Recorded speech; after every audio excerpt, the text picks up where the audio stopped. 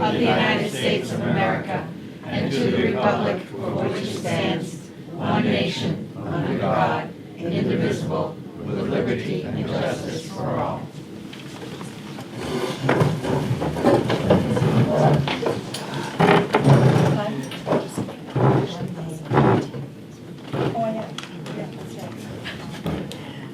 Please note the Westborough TV is recording this meeting.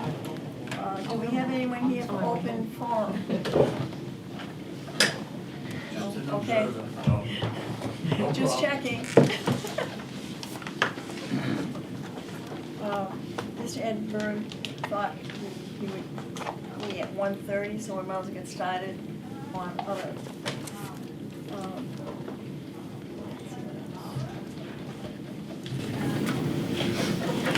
So we'll move down to the review and approve last month's meeting minutes. Are there any comments or changes on those? I actually have a comment and a question. Sure. I don't know if people saw the email that I sent you Yeah. and your response. And your response was that the minutes have undergone a new view of describing what takes place at meetings, and this has resulted in keeping minutes brief for more of an overview of a council meeting.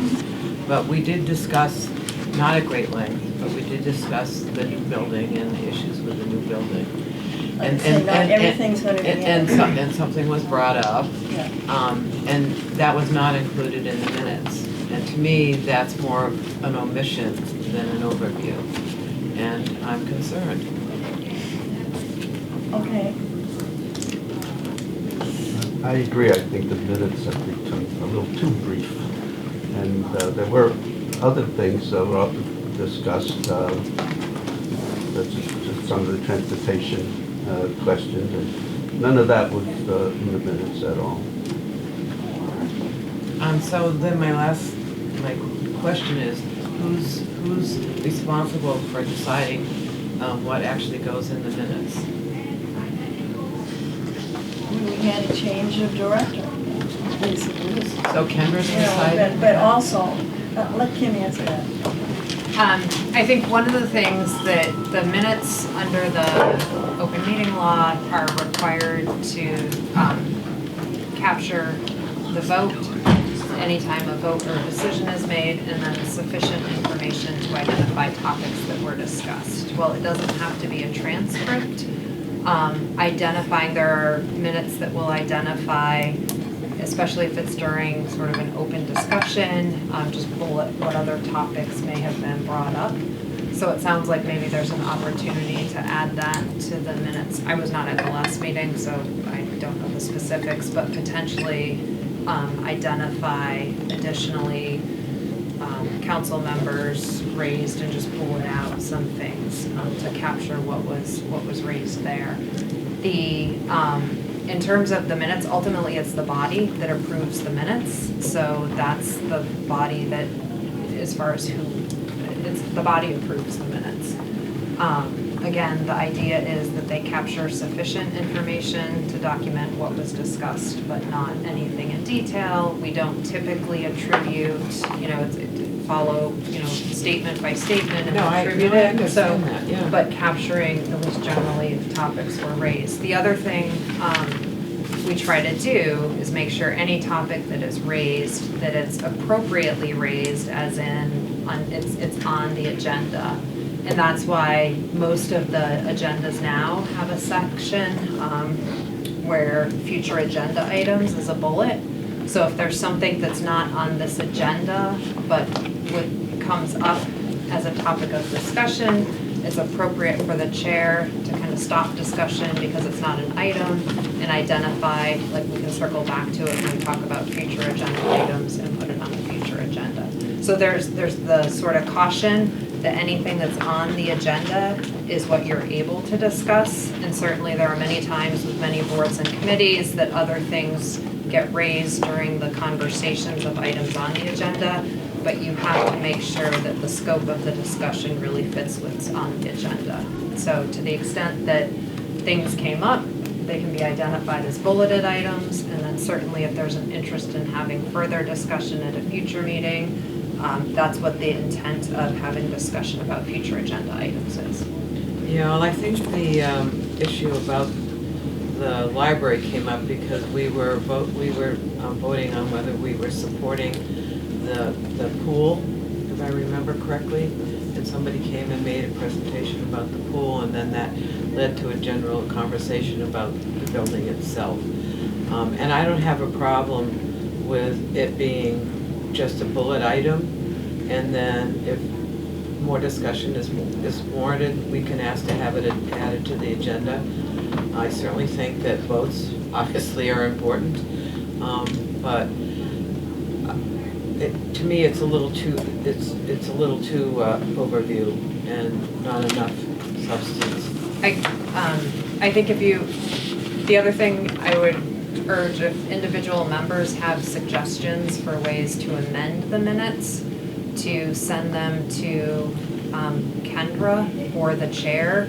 I would also caution that having discussion on email with the full council on the email could constitute an open meeting violation, because that's an expression of opinion, and that can be deemed deliberations and therefore a violation. So I would just caution, if you identify in the future any changes you'd like to see, it's appropriate to contact Kendra and the chair.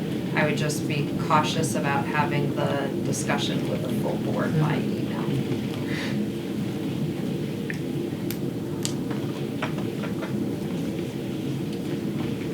And I would also say, so it sounds like maybe the minutes, if there's some interest in further amending the minutes and you're not prepared to make a suggested amendment today, feedback could be given to Kendra and Diane, and then they could be brought back at the next meeting. That sounds We can good. list it on the future agenda items on today. Yeah, minutes are typically a standing agenda item, so I think you'll be okay. All right, so I can reach out to have something added to next month's. If I If you're- understand you correctly. Yeah, unless you're prepared to make an amendment today. These are the minutes of which meeting? It was last time.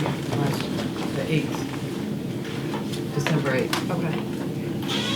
I thought you basically made an action item, which was to learn more about what the library did. I know. So that was an action item. Okay.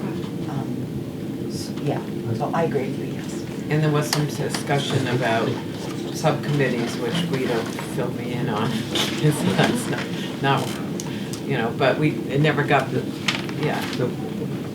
According to my notes, the motion was to discuss at the next meeting, to put on an agenda item to discuss a subcommittee, the formation of the subcommittee. I forget exactly the details of the subcommittee. that sounds good. But So- that was the Right. missing item, is that there was going to be an Yeah, and it's not. agenda item for this meeting to discuss that. Yeah, so I'm okay with adding it to next month's agenda. Okay, which topic? Forming some group to have a discussion with the library, some of the people in the library, about how they managed to get such a groundswell of support for their groundswell of renovations. support. And that's a long agenda item, but you can abbreviate it. How they got the vote passed. Yeah. But I think the whole issue of subcommittee came up, and that. No, you told me, I get it. But that I think is the actual discussion that we need to have. Yeah, we can have Do we that. form a subcommittee, or do No, we yes. just have a meeting? Either invite them here, or we attend as a Right. open forum type, couple people to just go to their meeting. Right, so we're not prepared to do that today, so we can Well, add I thought we could discuss forming a subcommittee. We're actually talking about the action items we need to do for the senior needs. We can discuss creating a subcommittee to handle that. That's We're two gonna different. have a separate meeting to discuss senior needs. I know, but the issue with the library is different. Okay, so the library is the key. We want that first. Because I was going to have a separate meeting, just, like Ev had suggested, just have a separate meeting, discuss the senior needs, and we need to what the council needs to effectuate, fulfill the senior needs that was on the senior needs survey. Right, but that's different than forming some So kind you of want to group. talk to the library folks first. I think they're they're different. There's the senior needs survey, Mhm. and we've discussed that, and that still feels like a more of a total group Yeah, and then what thing. we need to do. But then we veered off, because I'm also so passionate about the new senior center, and we veered off, and that's when Carolyn suggested that we learn from the library, because they just got something passed, and we're concerned about things getting passed in the future. It's But- different. But important nonetheless. Yes. But that's separate than the needs assessment. Yes. Yeah. So just a suggestion, one option there, instead of forming a subcommittee, and this is, we're kind of getting into the weeds here, but Right. typically, one way this can work is the committee can have discussion when you talk about future agenda items of topically, and then you can leave it to the chair and the director to figure out how, in this case, it might be an opportunity to bring folks who were involved in the library project in and have them do a presentation to the full council I versus love setting that. up a subcommittee. That's what we, So, yes, and that's then I think ultimately. there are, sometimes there's recognition of flexibility depending on how agendas play out. You know, there's, if it's an interest in it happening sooner than later, that's what can be communicated, and then they can work on scheduling it. That's I like that perfect. idea, yeah. The amendment that I would like to make, which was the second omission, I thought, I had asked the question about whether there had been any information on the satisfaction of the WRTA as a transportation, you know, whether she had been getting any comments about it, positive, negative. And the answer was that there's actually a survey that's already under work that's going to be started sometime this month. I thought that, again, that's a significant comment that should have been added to the minutes. Actually, I had that as a future agenda item to mention today. WRTA. So, All All right, we can look at that. Just to add that, as a note that there was a question about the WRTA in terms of how it's going from the point of view of the people who are, and that there is a survey supposed to be started, I believe, in January. I was going to ask Kendra what the status of that was. I'm not sure that that's the timeline at this point, but yeah, we can circle back to that.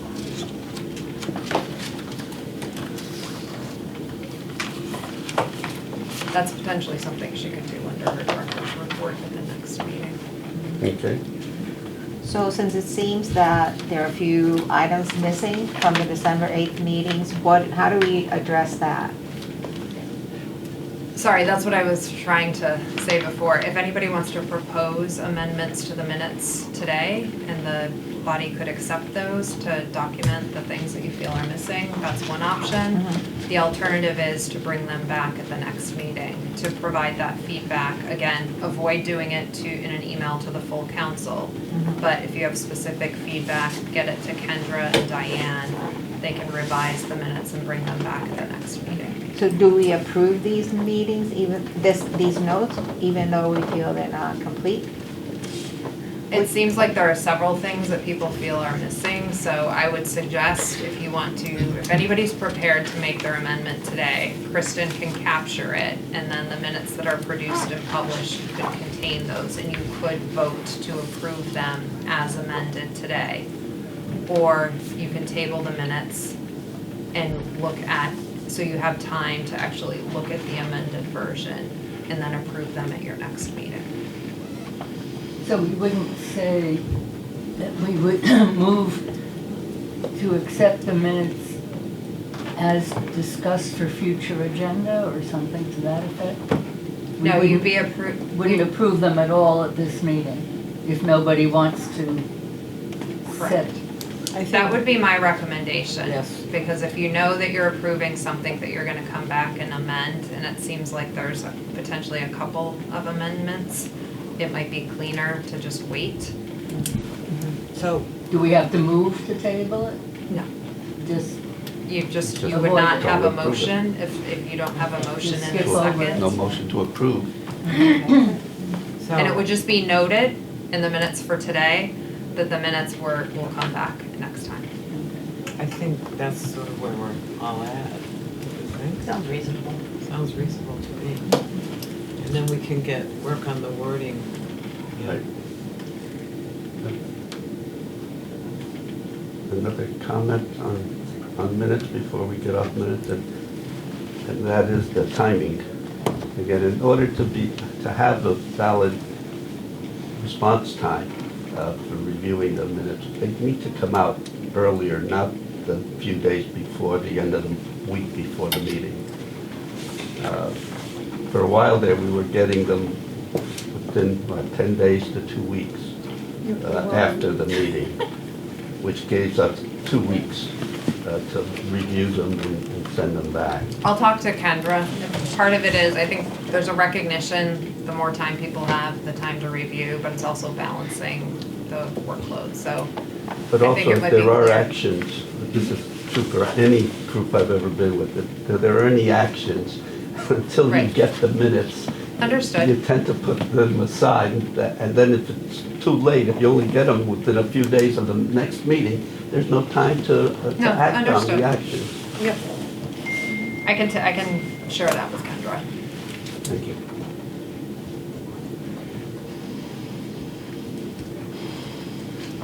We have to be a little delicate on it, because right now we're a little short-staffed in the office, so.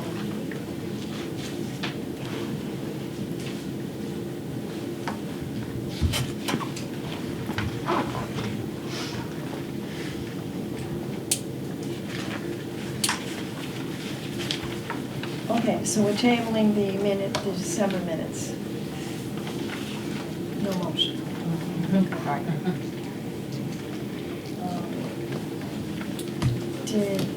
Did everyone get Kendra's report?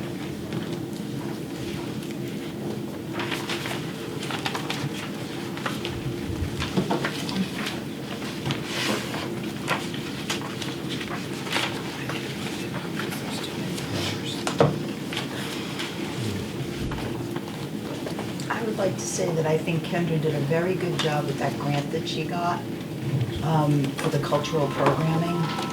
So I went to the Diwali Festival and I went to her Azores presentation, and I thought both of them were exceptional and pretty well attended. And the food was really good. Gotta have that food. Just saying.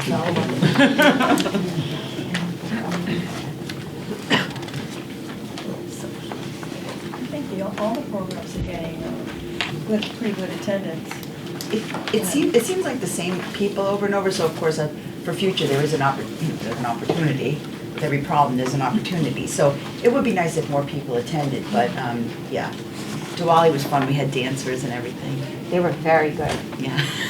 Bertha danced. I think one of the issues is that they're still struggling with the newsletter and the publishing of the newsletter, Yep. because I'm hearing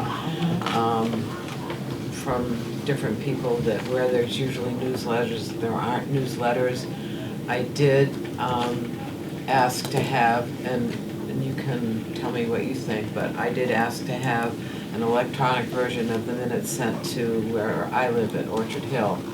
And it was very, very well received. People didn't have to print it out. They could see what was going on, and it was packed. And I know, I think, Marilyn, that they're sending it electronically to the Willows. I don't know, because I don't always have access. Well, you'd know if it got sent out to you. Yeah, I'm saying I don't always have, there are problems at the Willows. Oh, with computer access, I you don't mean? always have access, so. We post it on our Facebook page. We pick it up electronically off the Right. site and just post it on the Facebook page. Great, great. And what about Walker Meadow? Do you all get a electronic copy of the newsletter? I have no idea. Carolyn, the You way just- that works is you personally could go onto the town website and register for it. And whenever it's posted, as soon as it's posted, they send out a broadcast with a link. And so anyone can get it. Well, Kristen helped me because I didn't realize that. She was very accommodating, so that was nice. The problem at the Willows is not everybody has a computer either. And a lot of them don't know how to use it. But how do you, at the Willows, get, Willows communication out to people? Is it, They put letters in our boxes. oh, Lord. We have separate boxes that are not US mail post office. Okay, thank you.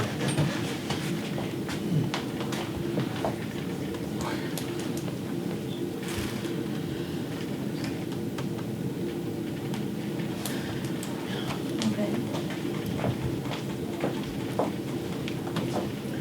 Do I have a motion to accept Kendra's report? Move to accept Kendra's report. Any second? Second. Yeah, Pam? I also want to call everybody's attention to an upcoming seminar with me on January 20th. I'm doing just a little spiel on artificial intelligence and how to use it.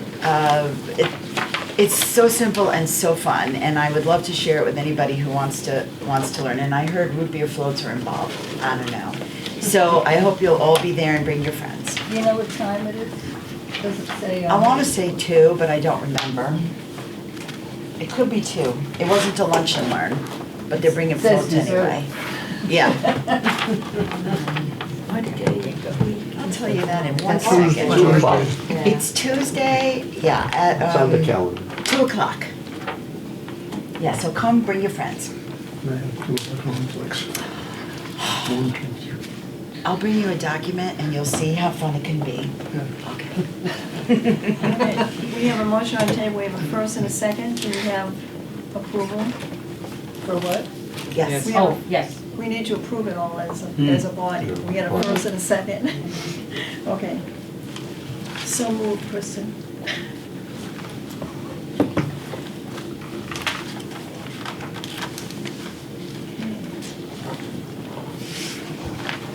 So, Mr. Edberg, yes? Do we have status on the newsletters? If that topic came up, does anyone have any information on that, Kim? I know Kendra was working diligently and had contacted a number of publishing houses, and it's been challenging.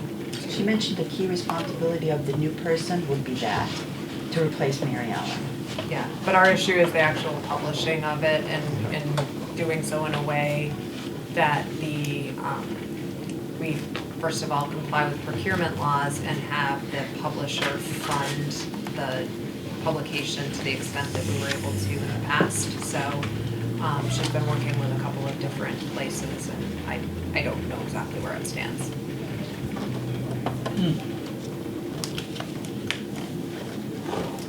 Seeing Mr. Edinburgh isn't here yet, we have to continue on the list. In the Council on Aging member updates.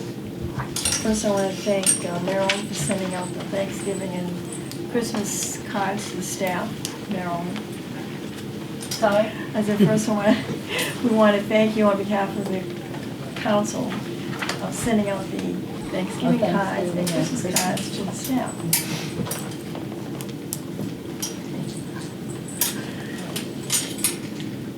I also did, regarding the acoustics in this room, can everybody hear me today better?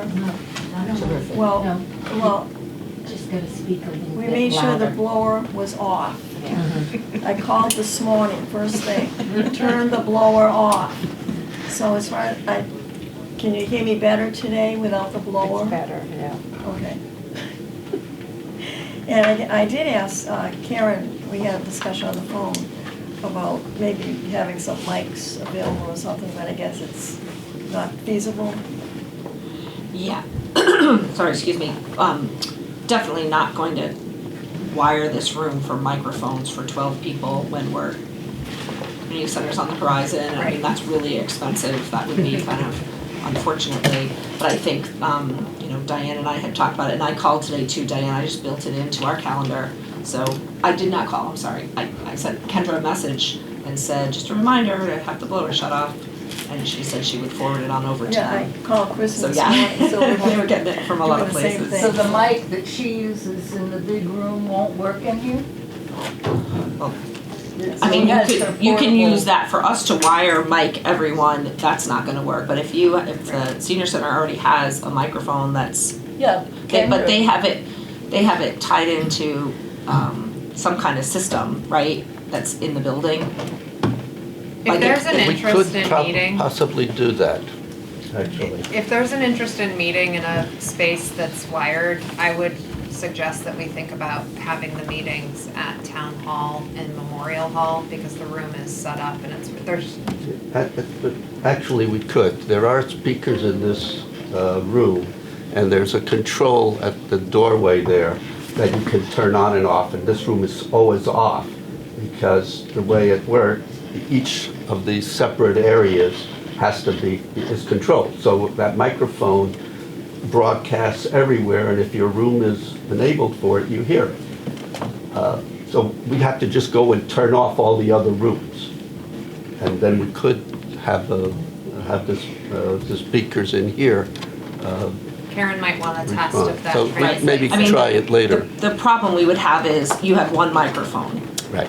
So, I mean, Diane's talking and she could talk in a mic and it's gonna be loud, but then, Yeah. Myrick talks from down here and she doesn't have the mic. So in order to have mics Still for have to. everyone, Yeah. and even Town Hall, I would say, is wired, but it's a big group. We have to look at how we would sit around that table and fit everyone so that everyone had a mic, Parking's also a problem there. right? I don't know if there's 12 wired mics up front there. Anyway. I don't need a mic for obvious reasons. I think several of us have loud enough voices. You know, there are only a couple that we have trouble hearing. I assume everyone received the updated roster, roster that Yes, was thank you. sent out. Thank you. Everybody Yeah. okay with Yeah. that? Great. Okay. Just as a side note, Mary Ellen loved her flowers that we gave her upon her retirement. So they were very, very pretty. Diane? In regard to Mary Ellen, is there any status on posting her position and so forth? I wonder who this is. Yeah, we're updating the job description before we post it, which is typical for how we. So when do you anticipate this position being posted? By the end of the month.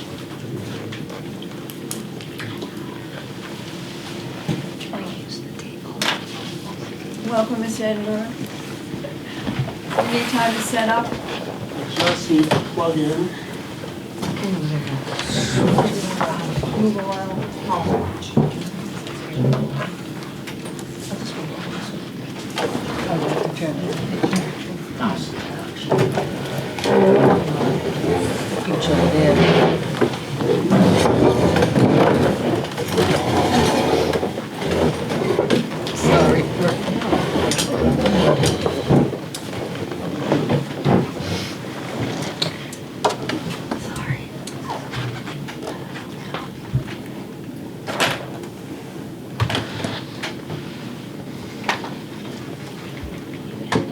There we go. That was fast. I was going to say good morning, but it's afternoon. I apologize. Had this on my calendar for 1:30 instead of 1, that is my bad. And when I got the text, I was in the middle of trying to unjam my printer. So I have only a limited number of copies. And so what I thought today, I know you've allocated me a lot of time and I appreciate that. I thought I'd give you an overview of what the trust is, who we are, what we're doing, and then open it up to questions. Answer questions you might have about the trust, about affordable housing in general, about affordable housing in Westborough. And so as an introduction, so I'm Alan Edinburgh, former selectman. I'm currently chair of the Westborough Affordable Housing Trust. The Housing Trust was created by town meeting as an organization designed to help not just create and maintain affordable housing, but promote housing affordability throughout Westborough. And so when we look at our mission, Actually, I'll skip that and we'll go right in. The mission of the Westborough Affordable Housing Trust is to provide for the creation and preservation of affordable housing units in Westborough for the benefit of low and moderate income households and support efforts to improve housing affordability for our community in general. And so there's really two aspects of it. One is how many affordable housing units do we have? What kind are they? What parts of our community do they serve? But also deal with and advocate for housing affordability on a broader scale. And we have a lot of guidance on what's needed in Westborough. Affordable housing was noted in the strategic plan way back when the strategic plan was created. It's a key component of the master plan, and it was a key issue in the town-wide senior needs assessment. All with different angles and different views of priority, but really creating a very good picture of the demand and the need that we have. Additionally, Westborough, the Housing Trust partnered with the planning department to do what's known as a housing production plan, which it's a little more recent. It was more recently done than the senior needs assessment. It takes a look at housing stock, looks at projections for residential changes that are going to happen, changes to the community projected over the next 10 years, and identifies and helps prioritize the broader housing needs of Westborough, including the affordable housing component. We operate with a set of guiding principles, and these are the same principles we presented to town meeting when the trust was created. And the goal of these principles is really to define how we work with the community and within the community. First and foremost, we want to help maintain the necessary subsidized housing inventory with respect to Mass General Law, Section 40B, or Chapter 40B. I will go into what a subsidized housing inventory is and what 40B is in just a moment. This is a technical, legal aspect that really helps the town maintain control over its zoning. Particularly zoning around housing, single-family homes, multifamily dwellings. We want to prioritize housing needs based on data and percentages of rental housing of communities in our part of the state. And so people will think communities like Marlborough and Hudson have a high rental population. Our rental population isn't much different from those communities. One of the differences is our rental housing tends to be in large complexes as opposed to scattered throughout smaller buildings throughout the town. Although we have a pretty healthy rental inventory in the historic downtown district. There are a number of 2 to 12 family units there. So we wanted to base it on needs. And our current needs at a high level is we need starter homes. We need moderate income housing, which is, I'll explain the difference between moderate and affordable in just a few moments. And we need downsizing opportunities for folks who want to age within the community but don't necessarily need the space that they're in now. And those downsizing opportunities need to be a mix of rental and ownership units. Right now in Westborough, affordable homes that are ownership, we have 3 designated in our inventory. The vast majority of our affordable housing stock is our rental units, or homes that are, they can have a preference for folks over 55, but they're general, what's known as family housing, meaning that they'll take, they're single-family homes with 2 or 3 bedrooms. They may be smaller in size, but they're not specifically restricted or reserved for seniors. We want to promote efforts that span the full range of affordable and workforce housing needs, and I'll talk about those and some of the programs we're doing. We want to leverage projects that help the sustainability of the trust. Where does the trust get its money? Most of our money to date has come from 2 sources, both related to the Pulte project. When Del Webb was first approved, the actual special permit specified that they needed to either build 25 affordable housing units somewhere else in Westborough or provide the town in a guaranteed fund that can only be used for affordable housing, $1.4 million over the course of the project. So some of our funding And you see those transfers at town meeting. They're usually around $200,000 each as the payments have come in. On those funds have come into the trust, and we've used those funds for the creation of new affordable housing units as required. The other primary source of income that we have had and that we have out is the second Pulte settlement. So the Pulte project ran into a problem in that from the time they started the project to the time they finished the first building, the state changed how they applied a policy. So the permit for Pulte said it was 55 and plus restricted, but no one under the age of 18. And the state would no longer certify affordable housing units with those two restrictions in place. They could be 55 plus, but you couldn't restrict under 18, or you could be 62 plus and restrict under 18. And that created a problem for Pulte. It also created a problem for the town because we had zoned and we had permitted the project a certain way. So there was, and the select board at the time did a great job negotiating with Pulte. There was a settlement to the tune of $9 million. Those funds are restricted for affordable housing and other projects to benefit senior citizens. And so all of that $9 million will come to the trust.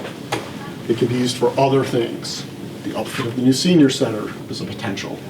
It can be used for other capital projects that benefit the senior community. And so those funds are available. They're in a stabilization fund. Town meeting has to vote to authorize the transfer of those funds in order to spend them. To date, town meeting has been generous and provided a little over $1.8 million of those funds to the housing trust. And we again use those funds for our programs, and I'll talk about where we spent our money, how, and why. Whenever we do a project, we want to consider and respect the impact of projects on town services. We want to respect and reflect the architecture and styles of housing in our neighborhoods. And we want to work cooperatively with town boards, committees, and departments. Affordable housing works best when it fits with the community, when it augments the housing and the facilities and the benefits of living in Westborough that other homeowners have. And so we're not looking to put large projects on small pieces of property.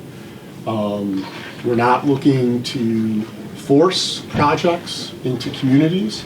We're looking for projects and looking at projects that can blend in with the existing neighborhood and augment it in a way while adding the affordable housing component. We can talk about the complexities, and I'll tell you why I'm getting gray here. So some basic terms. Housing is affordable. And this is so, when we talk about affordable housing with lowercase a and lowercase h, there is a legal definition of what makes a house affordable or a rental unit affordable. It's if the housing cost is less than or equal to 30% of the household income, then your housing is affordable. If it costs more than 30%, you're considered burdened, that your housing cost burdens you financially. And if it's over 50%, you're severely burdened. Right now in Westborough, about 16 to 18% of homeowners are burdened, meaning their mortgage and taxes are more than 30% of their income. On rental units, that's running about 35 to 38%. So well over a third of people who rent in Westborough are spending more on rent utilities, or rent if it includes utilities, than 30% of their household income. And the problem is when your housing costs that much, you will struggle with other costs, transportation, food, healthcare, all the other expenses we need to live. Okay.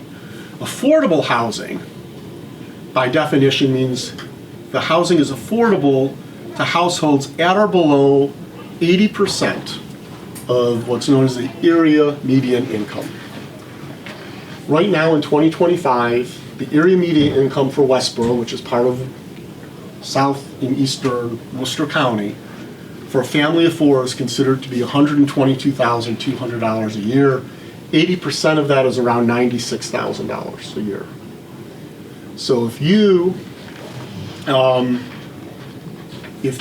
are a family of four and your income's less than $122,000 a year, your housing costs should be less than 36,000. It's actually a little bit lower than that. The way the calculation runs, it actually comes to about 32,000 a year. I just didn't have time to update the slide.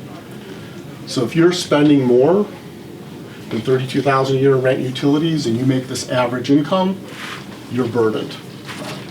And you'd qualify for affordable housing. These numbers are used to set the sale price of a home that's affordable, and it's used to set the maximum rent and utilities a landlord can charge for rental units. And those scale-based for homes, it's pretty much a simple calculation. For rent units, it actually scales based on the number of bedrooms, so that there's an allowable rent for a 2-bedroom that's different than a 1-bedroom, that's different than a 3-bedroom. And then there's a maximum number of people you're allowed to put into those units based on the number of bedrooms as well. And so that's sort of how the money works. And when we talk about one of our projects, I'll talk about how that impacted and created value for a family here in Westborough. The Subsidized Housing Inventory, or SHI. This is a term you'll hear a lot in our presentations. We talk about, this is our inventory of affordable housing. Sort of. It contains 2 types of units. It contains actual affordable units that meet the criteria of what an affordable housing unit is from a price standpoint. And it includes other housing units we're allowed to count. So when the state passed 40B and said every community needs 10% of their housing stock to be affordable, small and mid-sized communities said that's not going to be possible.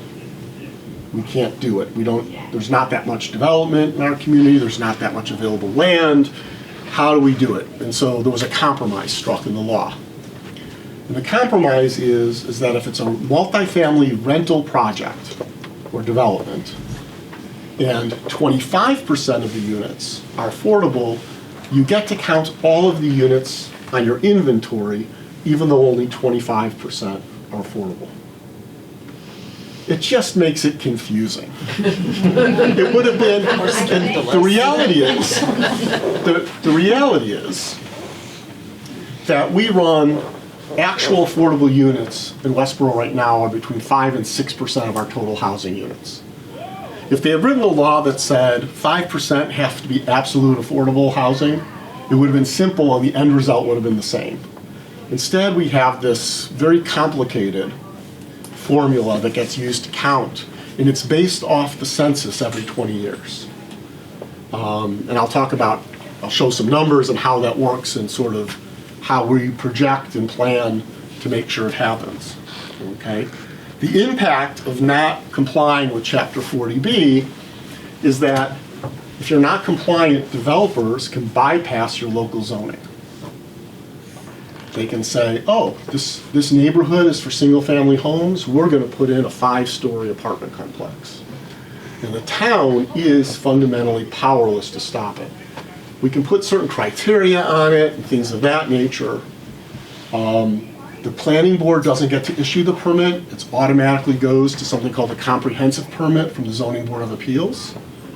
And if they refuse to issue the permit that the developer wants, there's a state-level housing appeal committee. It's a judicial committee that has final say, and they always generally rule in favor of the developer and order the Zoning Board of Appeals to issue the comprehensive permit, and will stipulate the criteria for it. Westborough has had a couple of 40B developments that have come in when we've very briefly dipped below. You dip below that 40B threshold and developers will pounce, because it gives them the ability to build potentially very profitable developments, add housing, and there are some criteria they need to meet from the state as far as percentage of affordable housing in those units, but they can build things that the town would otherwise be resistant to. One thing I'm hugely proud of, by the way, is Westborough has a history of being supportive of affordable housing. Our zoning rules have been updated consistently. As policies and laws have changed at the state level to promote it. Every time there's been a vote at town meeting, every single time there's been a vote at town meeting in support of some affordable housing initiative, whether it's zoning or the creation of the trust, funding the trust, allocating funds for the housing authority, it's overwhelmingly been it's supported and approved, which is atypical in many, many communities. Many, many communities are hesitant to want affordable housing. And a lot of that is around some of the myths of affordable housing and who's living in it and what happens when you have affordable housing in your community. But Westborough historically has been really supportive. Because of that, we've rarely gone below that threshold. And currently we're not as well ahead as we used to be, but we're well ahead of that threshold, and I'll share some numbers with that. And that's a really good thing. And what it does is it gives Westborough, we're not going to say no to affordable housing, but it gives us more control over the type of affordable housing, how we meet the local needs of the community, and do it in a way that's consistent with where it's being developed. And so that it serves the people who are going to live there, it serves the neighborhood, and it serves Westborough as a whole in a lot more effective way. So, here we go. I promised numbers. Here's some numbers. There are a lot of numbers. As of the census in 2020, Westborough had 8,303 housing units. By 2030, we expect that to be 10,092. Where are those coming from? The Pulte Del Webb development is 700 units. We expect it will be done by 2030.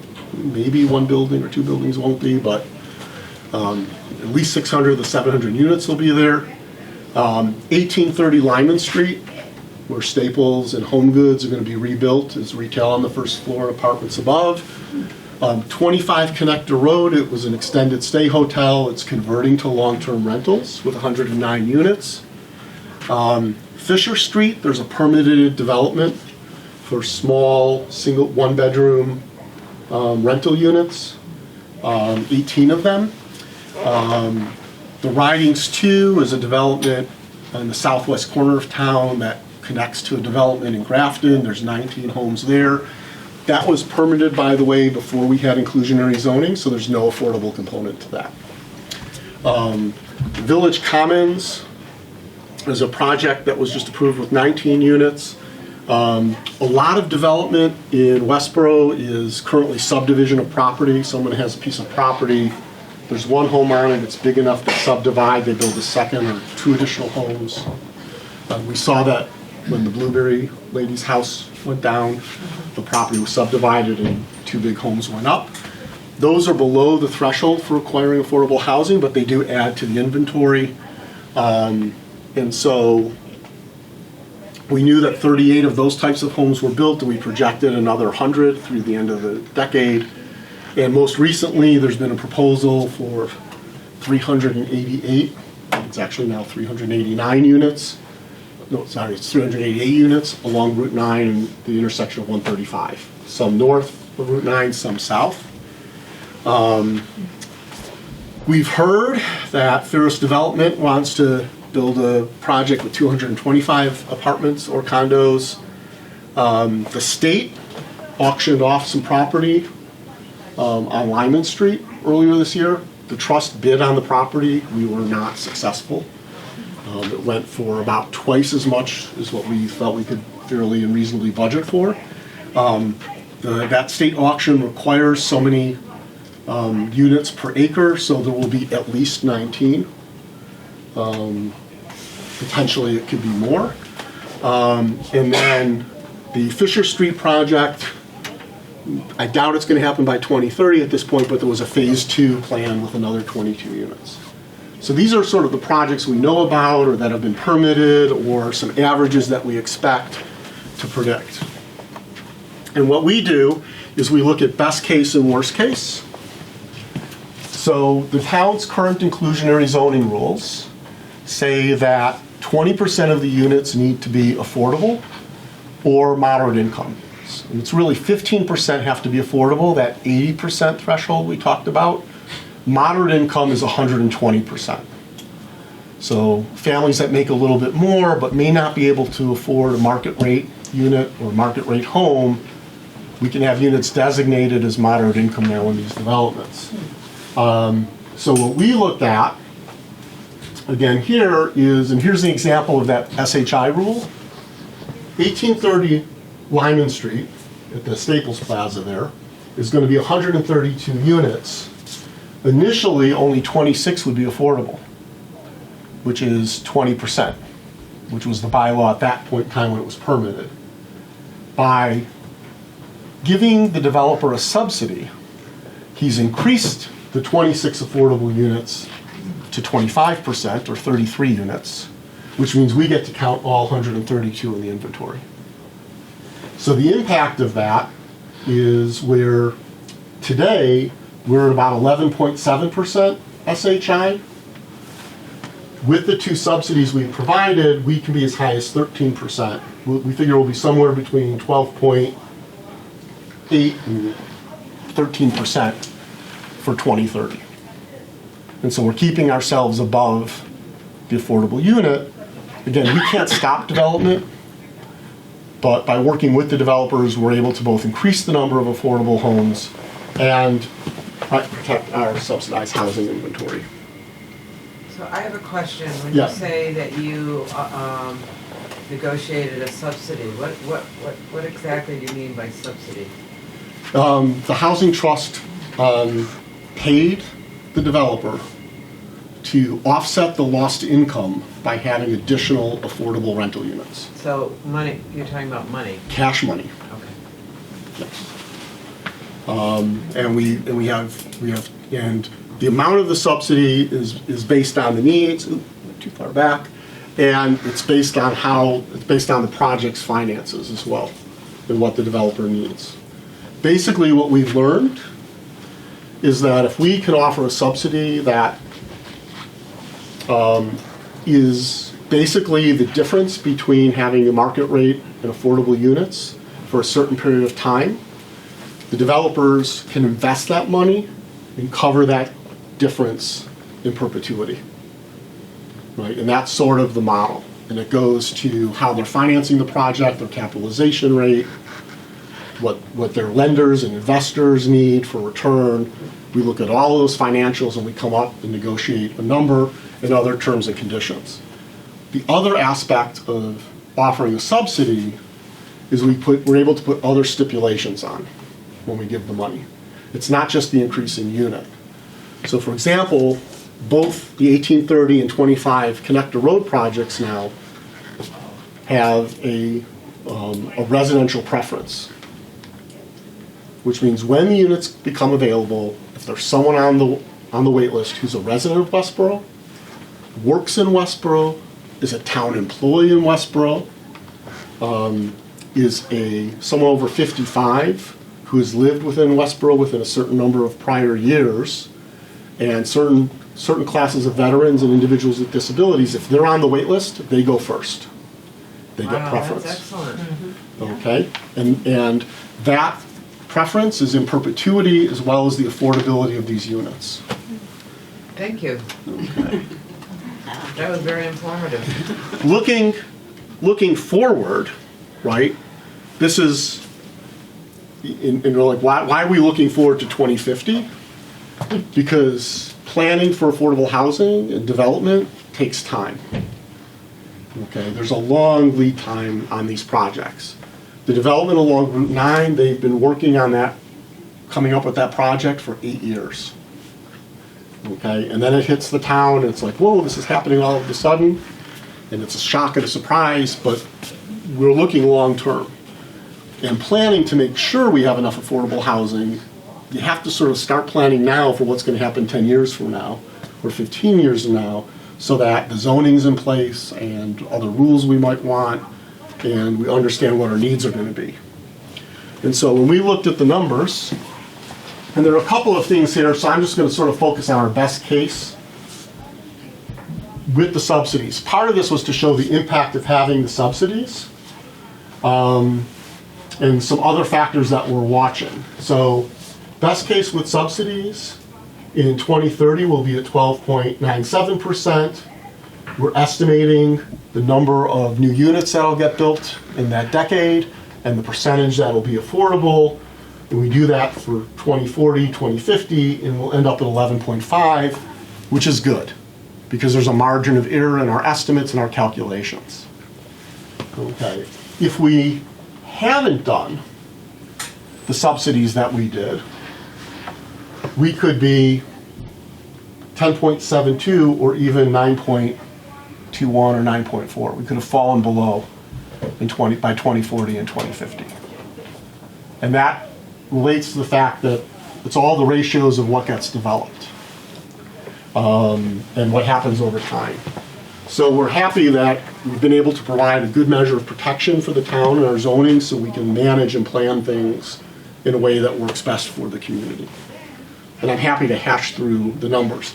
You'll notice it says worst case with subsidies or no subsidies and loss. There is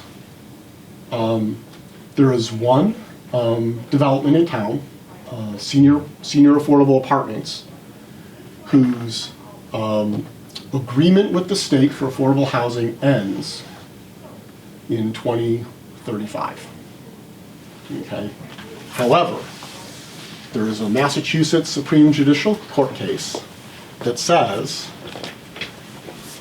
because that affordability agreement is between the state and the developer, because those were built outside of our normal zoning, there's no relief for the town if those go from being affordable back to market rate. And so there's a state court case that's held up that says unless that project converts to conform to current zoning, it has to stay affordable in perpetuity. Okay, the nickname of the case is Ardmore because of who the plaintiffs were. It was a lawsuit, I believe, in Wellesley over development.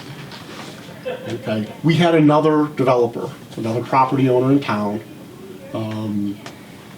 off of Fisher Street, that unilaterally decided that since they had paid off their federal and state loans for the development, that included the affordability kit, that they would pull the affordable units and turn them into market rate. And they sent notices to the residents. That's how we learned that this was happening. Again, Westborough, we're fortunate. Our town supports affordable housing. The trust did some research. That's where we learned about the Ardmore decision and the fact that no, legally, according to case law, they can't get rid of the affordable housing because they had 120 apartments built in a residential zoned area. So unless they went down to single family homes, which they weren't going to do, tear it down and rebuild, that they had to keep those affordable units. The developer fought us. The town took them to court. When you look at the town's budget and you look at the legal fees, so a lot of those legal fees went to fight that case. We preserved affordable housing units at the 50% AMI level. So these are folks whose income currently is less than $50,000 a year who would have been displaced and not been able to find another place to live, and certainly in Westborough, probably in central Massachusetts. And that was a protracted legal case that went from land court to Superior Court. And I'm glad, I appreciate the town being willing to spend the money on the legal fees to protect those units. What was interesting is the Attorney General eventually got involved in the case because if the developer had won statewide, as many as 40,000 affordable housing units could have disappeared. Okay, so we took the lead there in a great way. So now let's look at some projects. 3 Baylor Avenue. This is our first new affordable unit that the trust created. This was the house that was in place. The house became vacant due to the owner passing with no locatable or interested next of kin. The house sat vacant with the windows open because they quickly rusted open. For several years, the town spent 2 years determining that there was no heir to the property and then started the process of taking the property for tax title.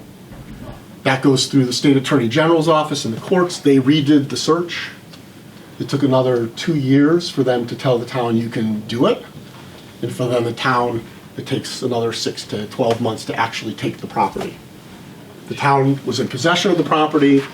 The trust bought the property from the town for the back taxes due. And we commissioned the work to redevelop the property. The home couldn't be saved. You can imagine windows open, mold. Surprisingly, no animals living in it. The occupant was a bit of a hoarder as well. We had 8 dumpsters to empty the house out, so we can even fully assess the property. Also, the construction, this was built in 1945. It was rapid construction for returning veterans. The walls were so thin, the electrical wiring was surface mounted. They couldn't be run through the walls. When we asked if the fire department wanted to burn this down as a training exercise, they said, no, thank you. One, because they're like, the minute someone steps on the roof, it's going to collapse. And 2, the roofing shingles, the siding, and the floor tiles were asbestos. And yes, the pipes were lead. And so this house got carefully dismantled and put in plastic bags and shipped up to wherever New Hampshire where they bury the stuff to do that. We started with a slightly different layout. The way the trust operates is we define the criteria for what we wanted on the property, which was roughly the same square footage of other houses in the neighborhood. That neighborhood is a mixture of 1-story homes that have added a 2nd story. So we went with 2 stories okay. There's no basement, which we did to save money, but it turns out given the water table in Lake Chauncey and drainage into the lake, it was a smart decision. If we did put a basement, it would probably flood. So it's slab on grade. It is a 1,400 square foot, 3-bedroom, 2-bath home. We put the priorities in the specifications, we placed it out to bid. And the winning bidder was a company called MCO Housing. They build affordable housing across Massachusetts. They had recently done a project that was 50 houses. This was the blueprint. So they had a blueprint, they had a materials list, they knew the exact schedule, the cost of construction, everything. It came back great. It required a subsidy. The housing trust is, it'll end up being between about $125,000 and $130,000. The way affordable housing gets built is the developer builds it. There's a cost to build. They are limited in the profit they can make. The state sets the selling price.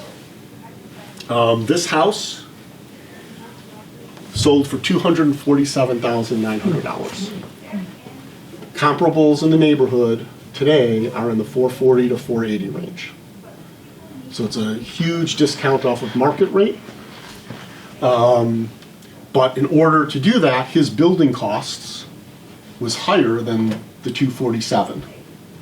So the housing trust, we capped it at $140,000. It'll be less than that because interest rates and what their mortgage payment will be, where they set the number and his actual development costs, subsidized it to make up the difference between the cost of development and the selling price. Does that house stay at that, so can they just go in and flip it, or it has to stay No. affordable? So it has to stay affordable. So this house is affordable in perpetuity. And the way it works is the selling price of the house is scaled off the area median income. So roughly off of inflation. So when they go to sell, the state will tell them the maximum sale price. And most affordable home resales, the state will actually provide the real estate agent. And most people selling affordable homes will use the agent that the state provides because these are companies, all they do are affordable home resales.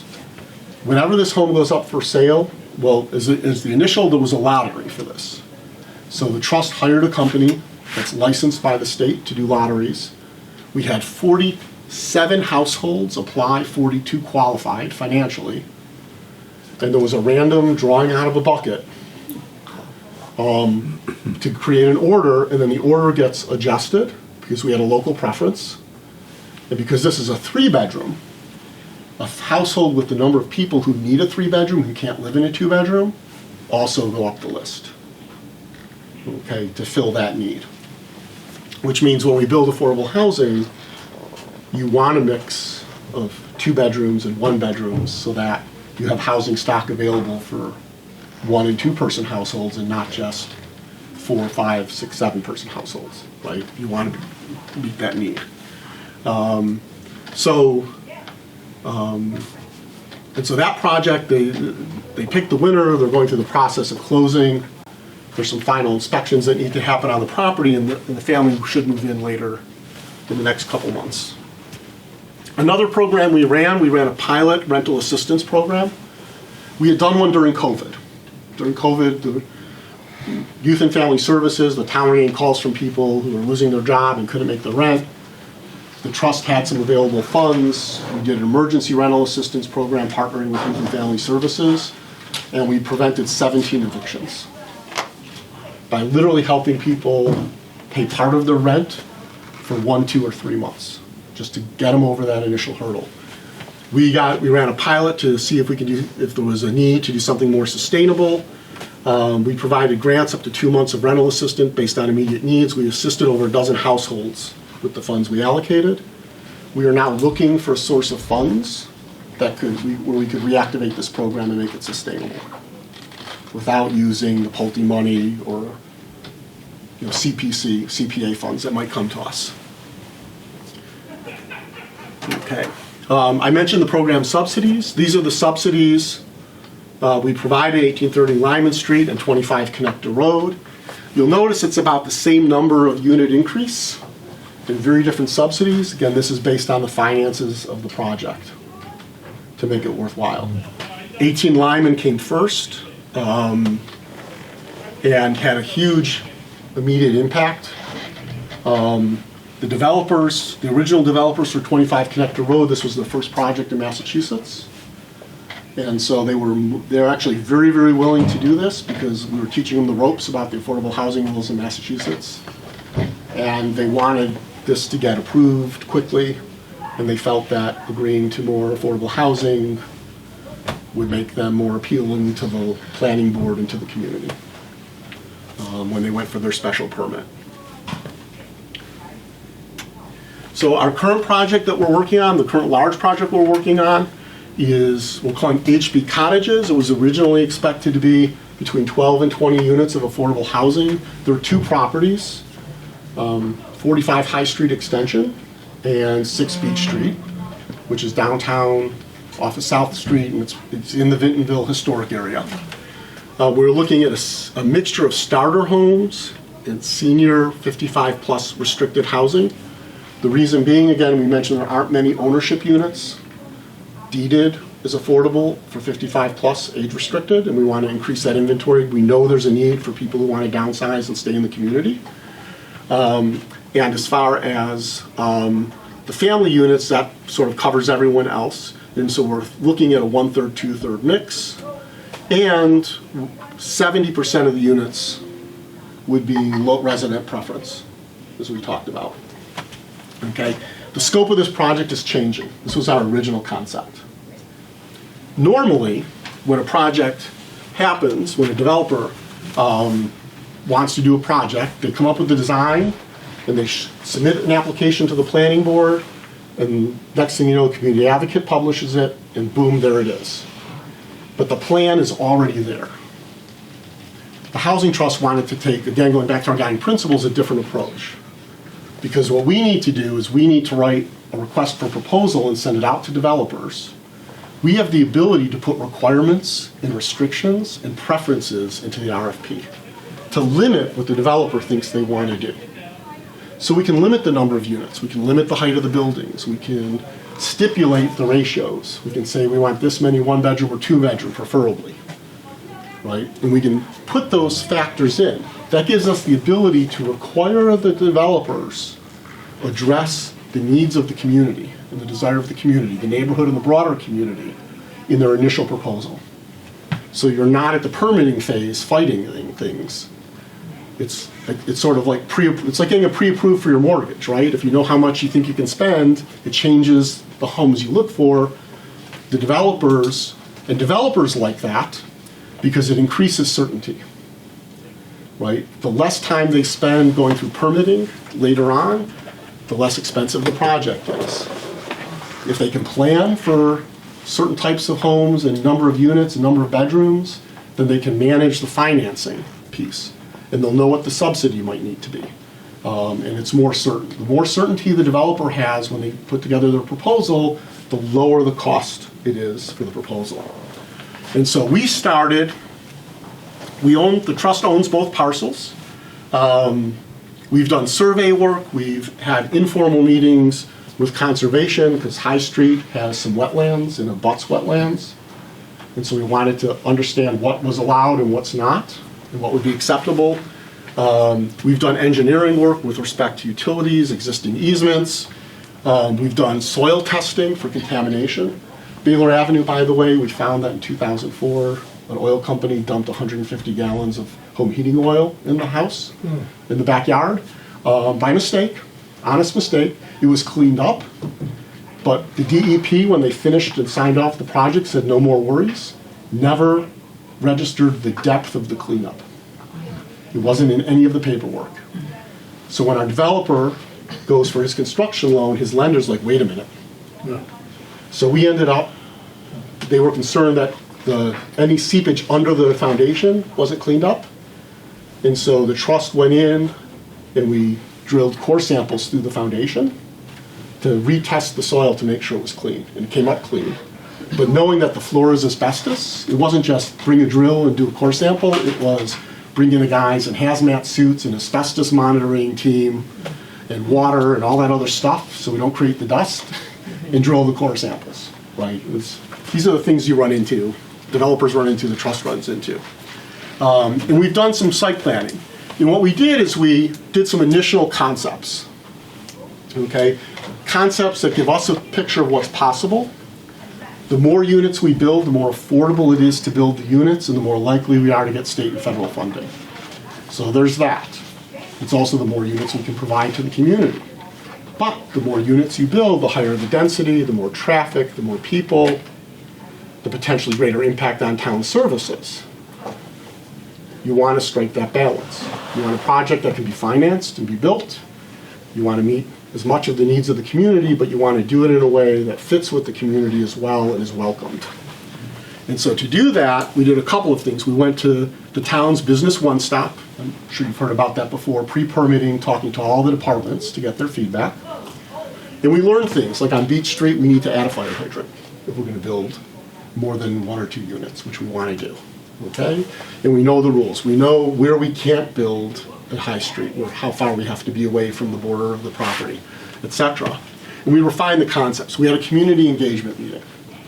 We gave different layouts, and we got feedback. Some of it we expected about density and placement of buildings, and that's great. We want to know so we can build concerns into the RFP and prevent them from being built out that way.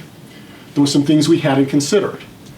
People on High Street Extension were worried that because of the nature of the ground that we might have to do blasting. And if we had to do blasting, how would we protect their foundations? Great question. We're now having an engineer look at the property a little bit to figure that out for us. And so we can answer those questions and make sure if we're going to build there, we can do it safely. Okay. What we're now doing is, but based on the feedback, our initial thought was we'll go back to the designer and come up with new design concepts and bring it back to the community. We figured that's going to end up being a lot of back and forth. So instead, we're currently selecting a consultant to facilitate a community meeting. And we expect we're going to have 3D models of the properties and little different type size homes and buildings. And we're going to let neighbors, abutters, people who are interested come and play with the property and say, okay, here are the factors we need to consider. How many units and bedrooms can we have without it being too much? Right? Where should they be on the property, given where we're able to build on the property?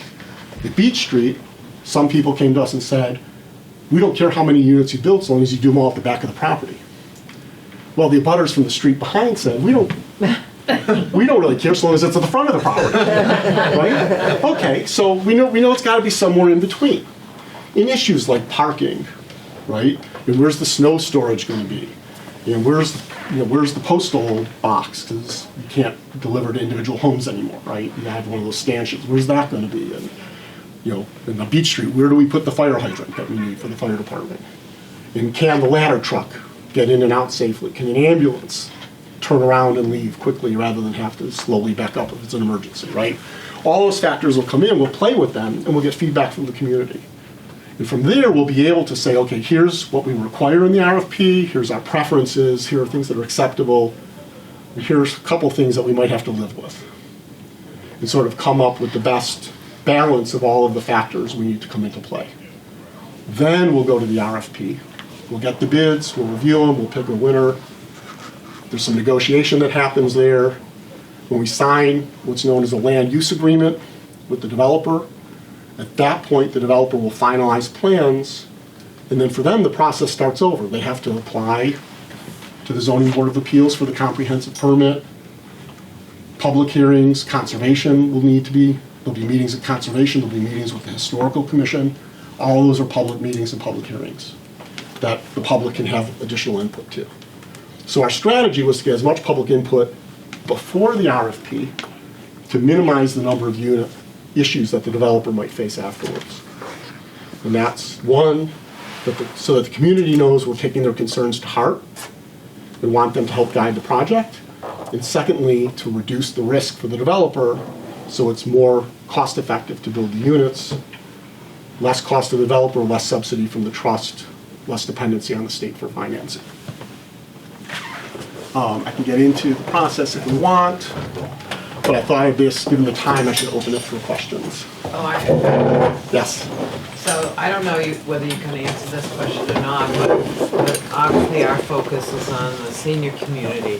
What percentage do you project in the next 5 years or in the maybe 10 years, of affordable units that would be suitable for the senior population, the 1 and 2 bedrooms? So, the projects that the trust is looking at, like HB cottages, we're talking about physically building new units.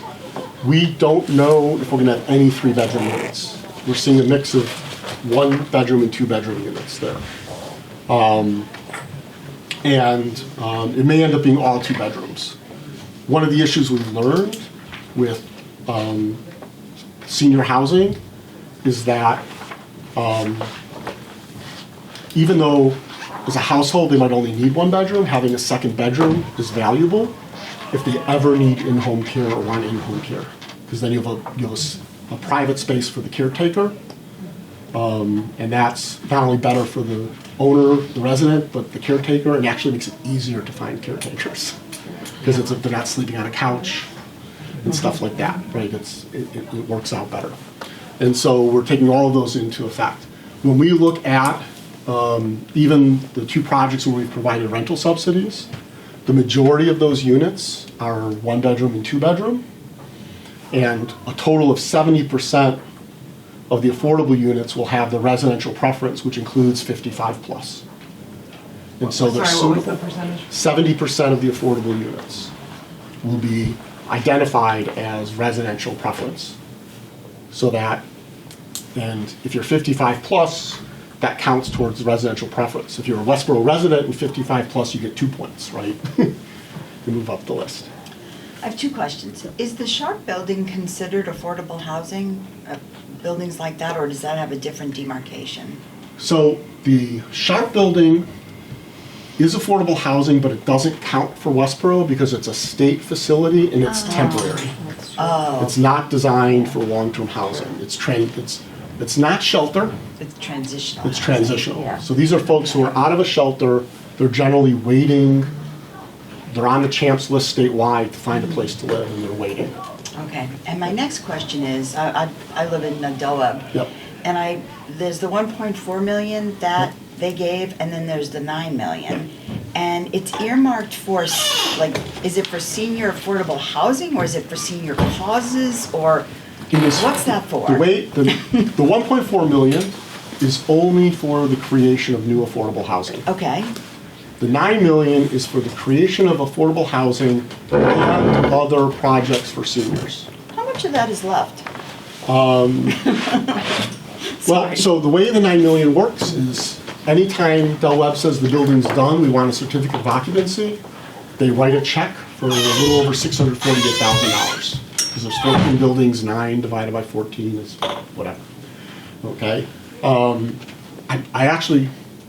I think 7 buildings have been completed at this point. Yes. Yeah. And so They the have town's foundation for received, 10, yeah. has received or will be receiving a total of 4.5 million.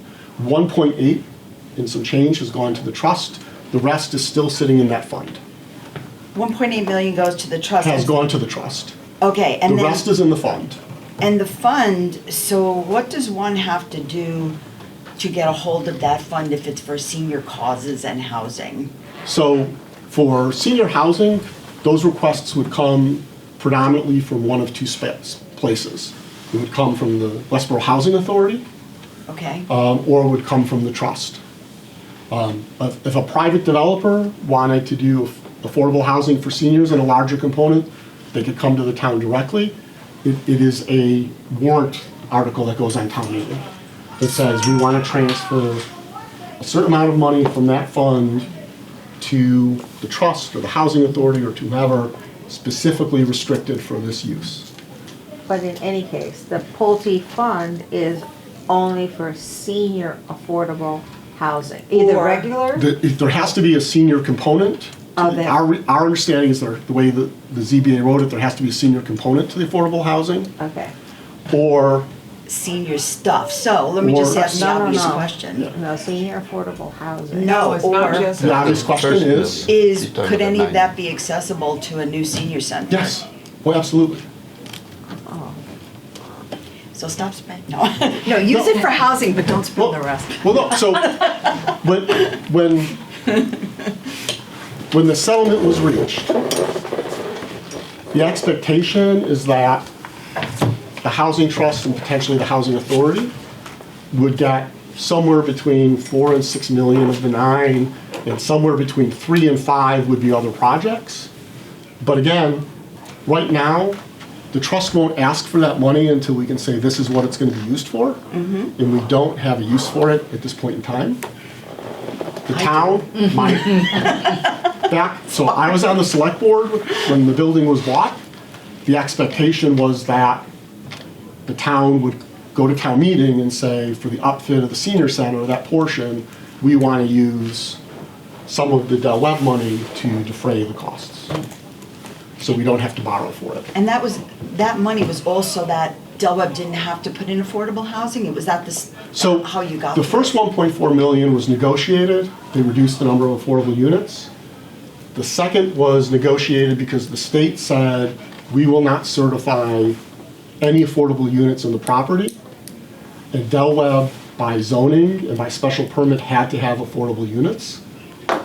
And so very rarely do municipalities have leverage against developers.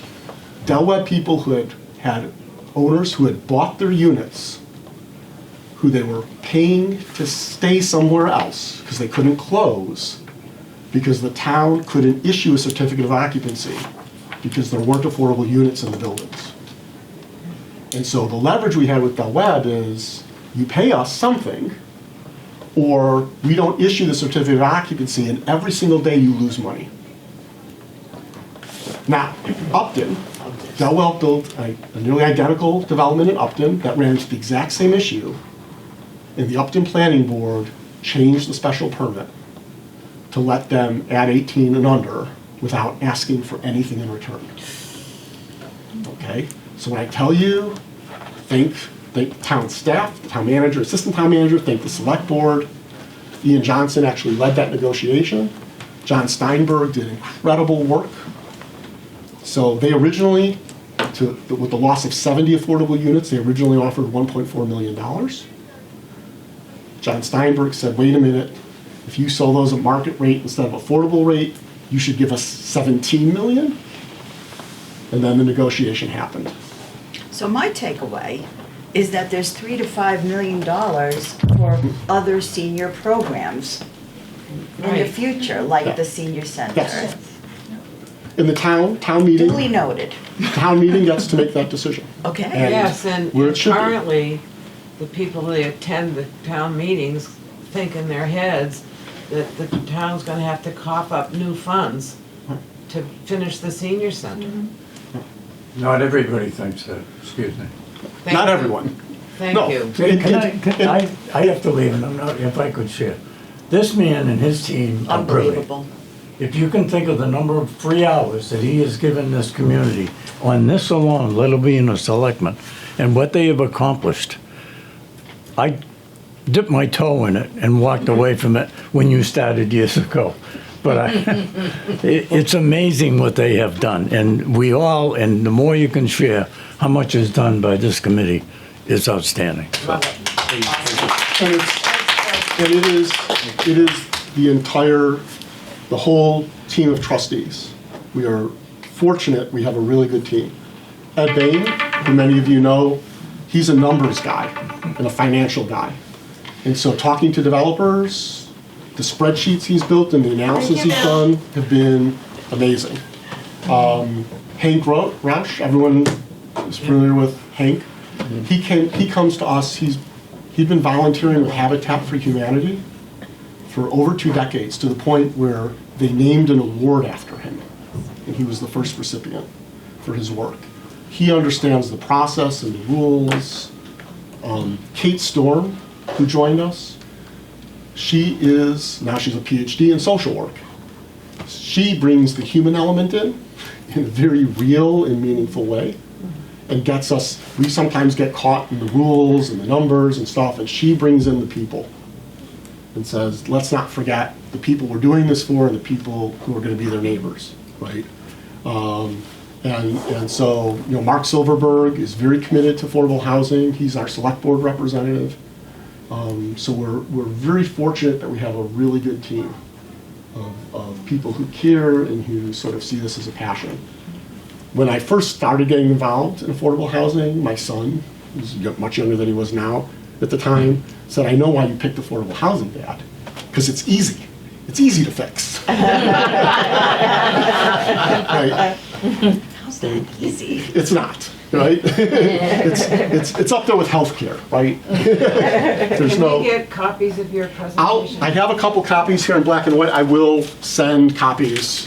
Thank you. That was really Yeah, understandable. and I can print, once I get my printer working, I can get them in color. Can I ask you, do you work also with the planning board? Because I could see an overlay once. We do. So we work with the planning board in a number of ways. So with the HB cottages, we went to the planning board and said, here's our concept.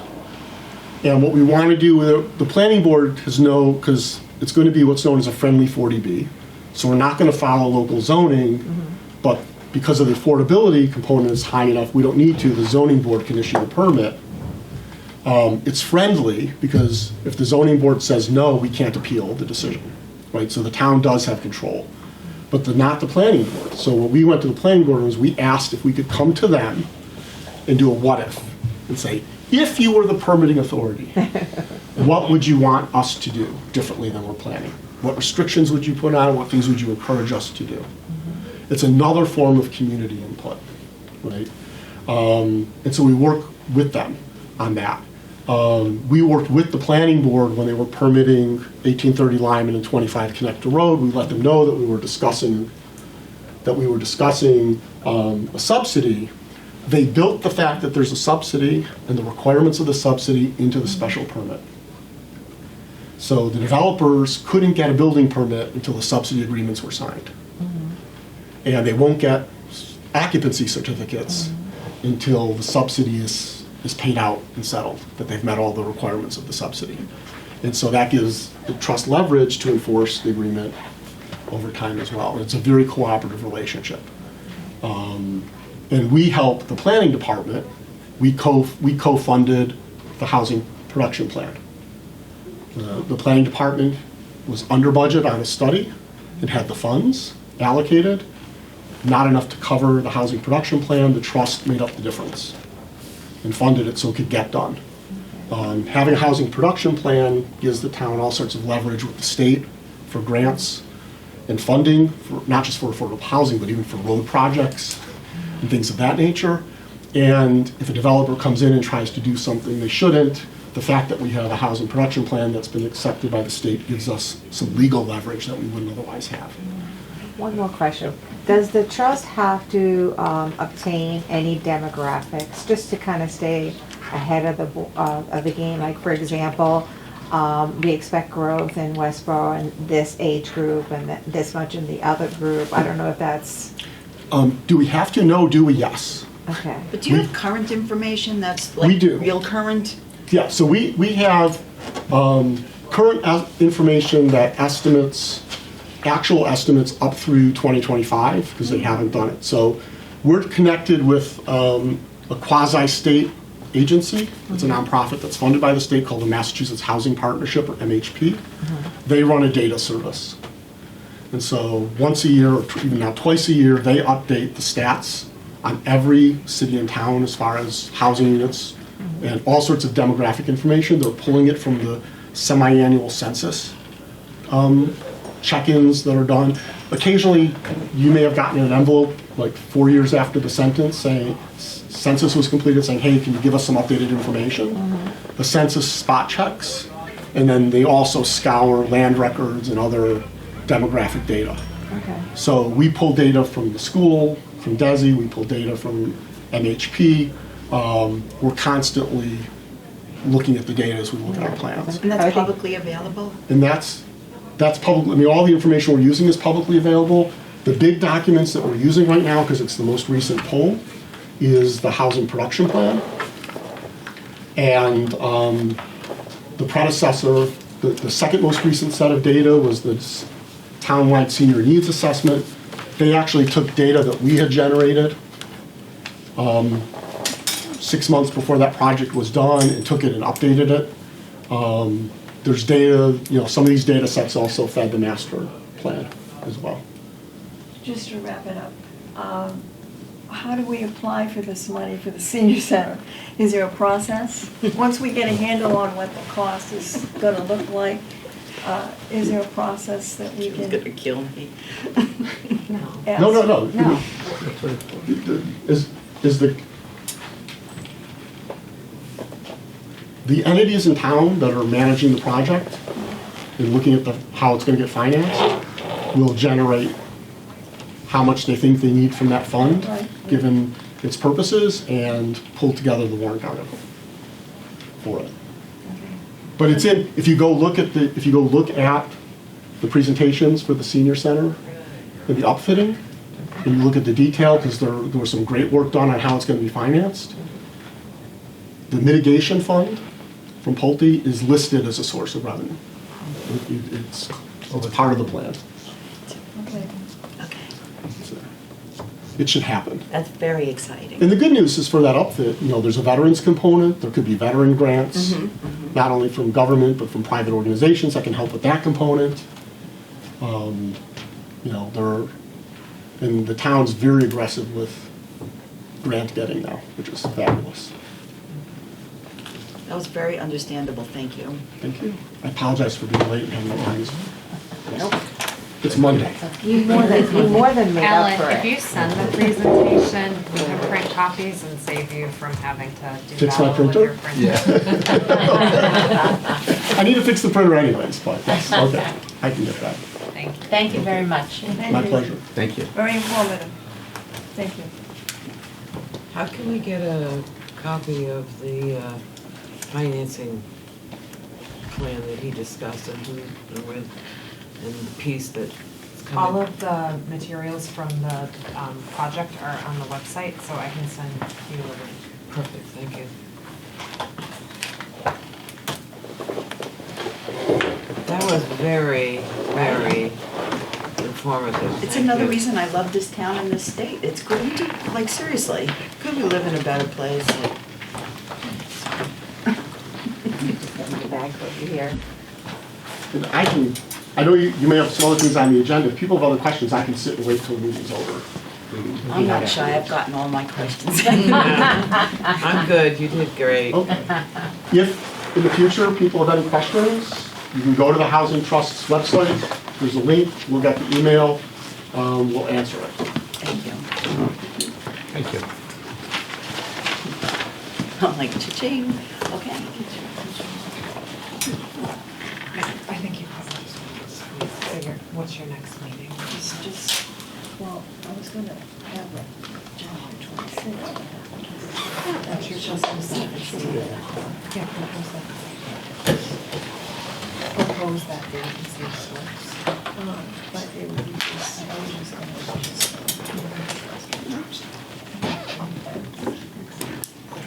Yeah, that's fine. That's fine.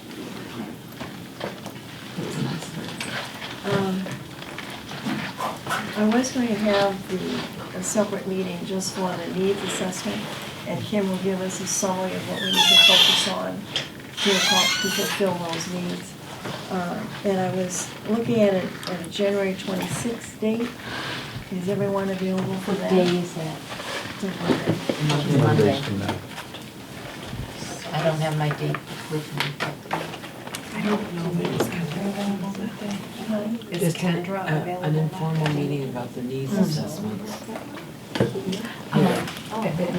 Additional meeting. Kendra's available that day? To discuss the. Yeah. What we had discussed 2 months ago was going back through, we have the implementation plan for the senior needs assessment and dusting that off and taking a look at where we stand with the various, Kendra and I offered to go through it, provide some updates on the specific items on that, and then have some discussion around anything that jumps out, wanting to address, if there's anything based on prioritizing and identifying who would be involved, things for the council to take on. But it's been a little while since we've looked at it, so I think that was part of it, just get it back in front. We've had some turnover on the council. So I think the intent was to have some dedicated time to look at that. Sure. So the 26th works for me. What time is What time, usual? I'm pretty free that day. Monday's a good day. 1 o'clock? 1 o'clock. I think it would be subject to confirmation that Kendra's available, Yeah. and then we've had a couple of folks leave. I'd be reluctant if individuals aren't able to attend to do it in an off-cycle meeting without everybody being present. So I'll put it down with a question mark. Okay. And then our next regular meeting, The next meeting would be February 9th, which I know I cannot be here, so, Nor can I. Widow can handle that meeting. February 9th.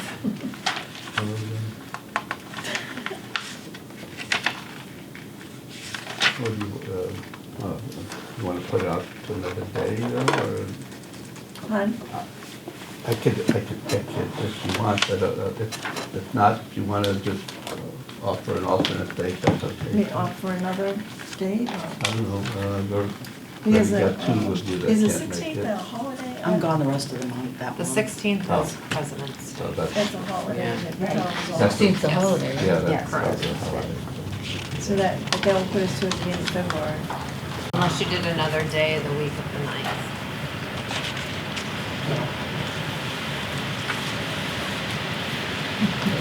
I could do Thursday or Friday that week. So, that week? I don't, Friday the 13th. Oh, I don't know. Some people think that's lucky.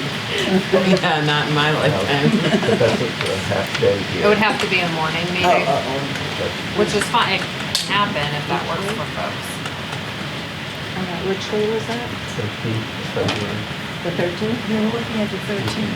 Friday. That's fine with me. So we have to But it check will be with all the morning. members. That's fine. And Kendra. So should we leave the 9th and the 13th as a question mark? And one of those is gonna work hopefully? Depending on Kendra's availability. And so what would be the Yeah, what morning time? time, 10 o'clock? Is that too early for some people? I don't know. I'm still out of the country. Oh, you're still on? I'm gone that whole month. She's out of the way. Oh, yeah. I'm out of it. here. I'm out of here. Okay. When do you return? March 2nd, Oh, March, okay. Where are you going? Australia. Well, we still can, that's the goal. Awesome. So the 13th at 10 o'clock is also a question. As long as Kendra is available. You have to wait. Okay. I have to check with other members that are. Yeah, no, I get it. So, Yep. So we're aiming, right now we have January 26th, you here? Yes. Yep. Okay. No, I checked it, because I was just reading. 26, 1 o'clock, and it's totally needs assessment focused. Okay. Mm-hmm. Do you say 1 o'clock right And then, HUD, Ms. Jackson, you said 1 o'clock? for the January 26th. The morning one is different. So either 1 o'clock on the 9th or 10 o'clock in the morning on the 13th, we'll hear back. Okay. If you want to aim, I'm gonna aim for the 13th, maybe 13th morning. is the, will be first priority, but if Kendra can't make that, then we go back to it. If she can make that. Okay. I presume that's our standard.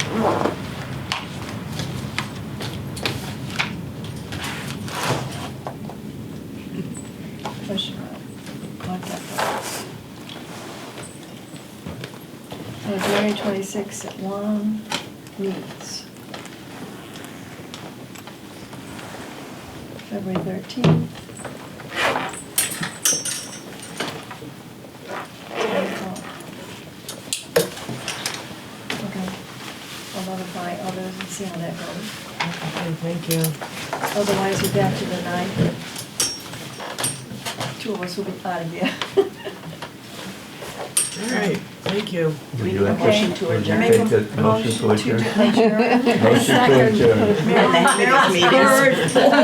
Carolyn's not here to do that, so. So who did it? Okay, Guido, Yeah, I second. okay. Thank you. All I in favor, feel like right? we just All in made $5 million. favor? Aye, aye.